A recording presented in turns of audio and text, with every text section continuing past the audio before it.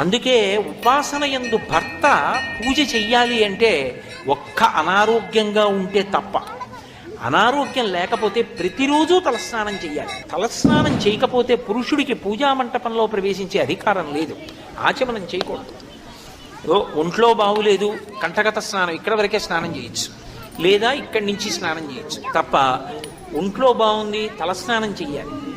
అందున విశేషించి నన్ను సక్రమమైన పవిత్ర బుద్ధితో అర్థం చేసుకోండి. గృహస్థాశ్రమంలో ఉన్నటువంటి భార్యాభర్తలు ముందు రోజు రాత్రి రమించి ఉంటే అసలు ఆ భర్తకి తలస్నానం చేసే వరకు ఏ పవిత్ర వస్తువుని స్పృశించే అధికారం ఉండదు. ఆడదానికి ఇలా నీళ్లు తీసి 3 మాటలు చల్లుకుంటే చాలు పవిత్రత వస్తుంది. ఎందుచేత పురుషుడు లేచి వెళ్ళి పూజామందిరంలోకి వెళ్ళకూడదు, ఆచమనం చేయకూడదు తలస్నానం చేస్తే తప్ప. ఆడది మంచం మీద లేచి కూర్చుని